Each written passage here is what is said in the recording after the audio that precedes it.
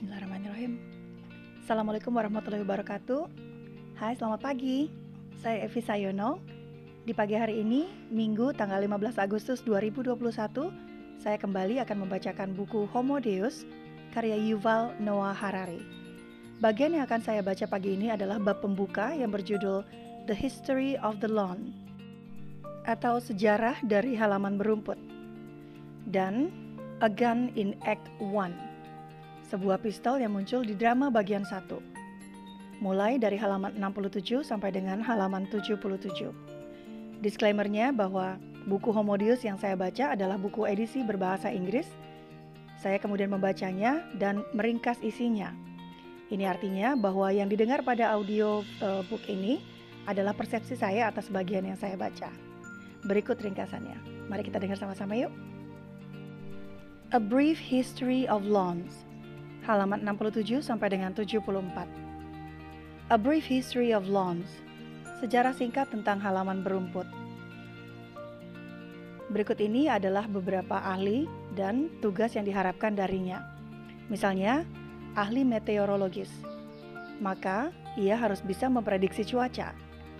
Seorang ahli ekonomi, maka ia harus tahu apakah nilai mata uang akan mencegah atau menyebabkan percepatan krisis ekonomi. Sedangkan seorang dokter yang baik diharapkan mampu memprediksi apakah terapi kemoterapi atau terapi radiasi yang akan lebih berhasil menangani kanker. Bagaimana dengan ahli sejarah?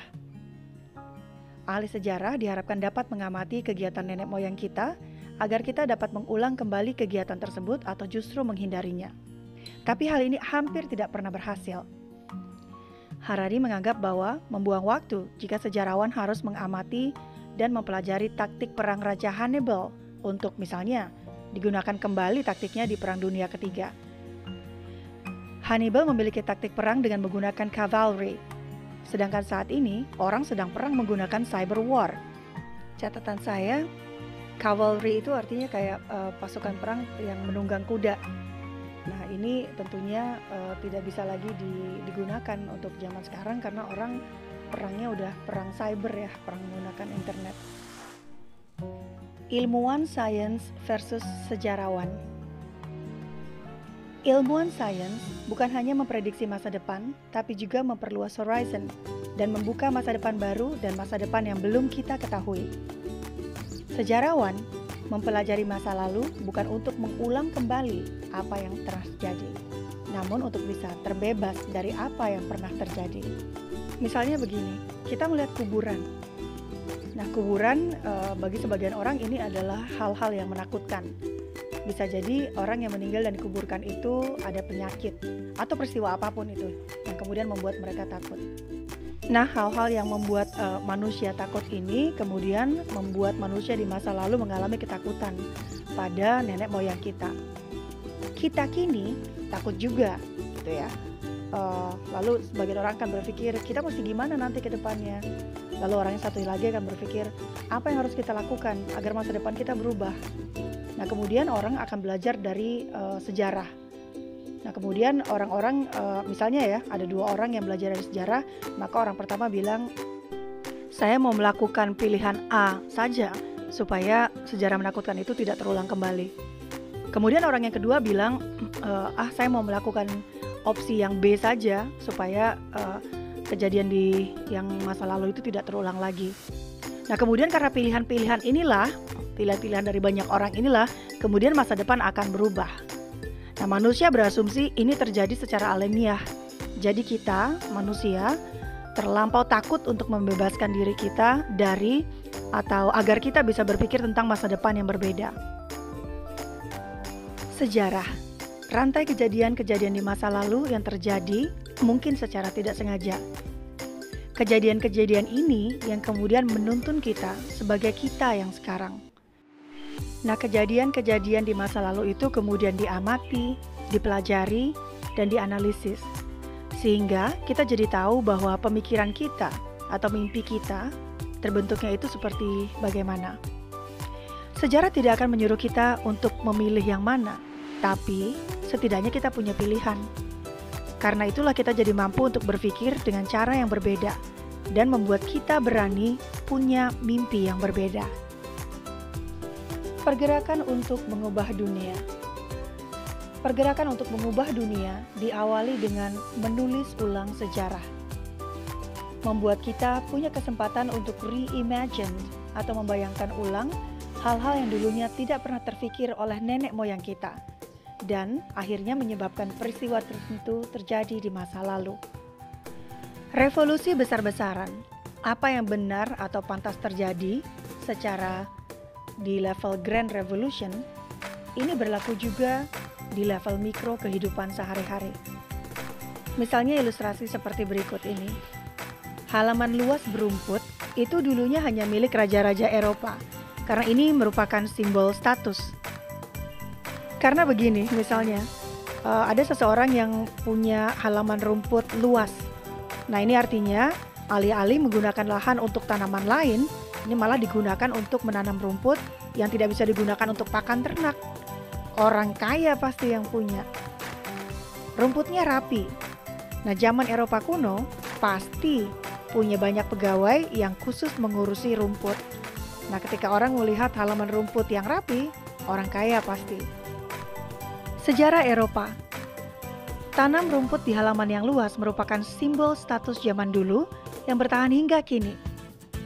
Cuma bedanya, sekarang ini semua orang terserah mau bikin halaman rumput model apa, meskipun bukan bangsawan.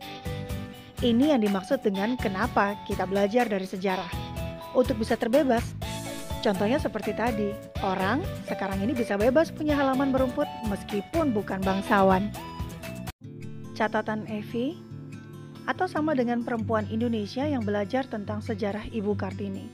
Kita belajar ini bukan untuk supaya kita bisa mengulang kembali bahwa perempuan tidak boleh disekolahkan kan. Nah, kita belajar ini supaya kita tahu bahwa perempuan punya hak yang sama untuk bisa meraih pendidikan. Sejarah mengajarkan kita untuk atau agar semua perempuan bisa terbebas dari kebodohan. Perempuan bebas untuk belajar. Ini yang dimaksud dengan mengapa manusia mempelajari sejarah, untuk bisa terbebas dari masa lalu. A Gun in Act 1. Senjata api di sandiwara babak ke-1. Catatan Evi. Di bagian sebelumnya dibahas bahwa manusia berhasil mengalahkan hukum rimba dan juga hukumnya Chekhov. Chekhov ini adalah seorang sastrawan Rusia.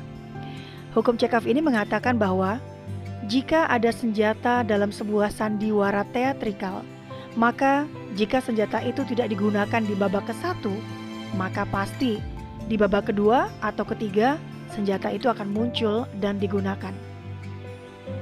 Semua prediksi-prediksi yang ada dalam buku ini semata-mata adalah sebuah usaha untuk mendiskusikan permasalahan-permasalahan kita di masa kini dan sebuah undangan untuk mengubah masa depan. Usaha memprediksi umat manusia untuk memperoleh kehidupan abadi, kebahagiaan, dan divinity. Sama halnya seperti orang-orang yang sedang membangun rumah dan menginginkan halaman berumput di depan rumahnya. Catatan divinity itu artinya seperti kurang lebih ya, memiliki kekuatan yang mirip dewa atau ilahiyah. Orang-orang takut membicarakan prediksi ini. Bukan karena ide ini terdengar asing, tapi karena kebiasaan kita yang terbiasa tidak boleh bicara belak-belakan. Padahal, kalau sudah dibicarakan, maka kita akan berpikir bahwa sebenarnya ide ini masuk akal juga. Sebuah senjata api, dalam teorinya Chekhov, yang tidak muncul di babak ke-1 biasanya akan muncul dan benar-benar ditembakkan di babak ketiga. Sama dengan keinginan manusia untuk mendapatkan hidup abadi, kebahagiaan, dan memiliki kekuatan milik dewa. Ini bisa jadi belum muncul, tapi di masa depan, siapa yang tahu? Bagian pembukaan yang panjang dari buku ini hanya sebagian kecil saja dari apa yang mungkin terjadi di masa depan. Part 1 atau bagian pertama dari buku ini akan membahas bagaimana hubungan Homo sapiens dengan binatang-binatang lainnya. Jika kita ingin tahu nanti di masa depan, bagaimana nantinya makhluk cyborg super cerdas memperlakukan manusia biasa yang hanya terdiri dari darah dan daging, maka selidiki bagaimana Homo sapiens memperlakukan sepupunya. Misalnya bagaimana Homo sapiens memperlakukan Neanderthal atau Pithecanthropus yang kurang cerdas. Sebagai catatan di buku pertamanya Harari itu di Homo sapiens, Neanderthal itu makhluk yang mirip dengan Homo sapiens tapi tidak cerdas, sehingga akhirnya kemudian Neanderthal itu kayaknya dibasmi ya, dimusnahkan oleh Homo sapiens. Kesimpulan, dari bagian atau part 1 akan digunakan untuk memeriksa dengan teliti bagaimana anehnya dunia Homo sapiens pada milenia terakhir dan bagaimana jalur atau jalan ini kemudian membawa kita pada dunia kita saat ini dengan berbagai macam persimpangan-persimpangannya. Bagian ketiga nanti dan bagian terakhir akan memikirkan apa yang akan mungkin terjadi di masa depan. Baiklah teman-teman, ini adalah bagian terakhir dari bab pembukaan buku Homo Deus, Agenda Baru Umat Manusia. Dengan demikian berakhir pula sesi bacaan saya pagi ini di hari Minggu tanggal 15 Agustus 2021. Buku yang saya baca adalah buku Homo Deus karya Yuval Noah Harari, bab pembukaan mulai dari halaman 67 sampai dengan halaman 74. Terima kasih telah meluangkan waktunya, telah mendengarkan bacaan saya pagi ini. Semoga apa yang saya bacakan pagi ini dapat memberikan manfaat bagi teman-teman semua. Sekali lagi, terima kasih. Sampai jumpa kembali di lain kesempatan dalam bacaan-bacaan berikutnya. Selamat hari Minggu, selamat beristirahat. Saya Evi Sayono. Sampai jumpa.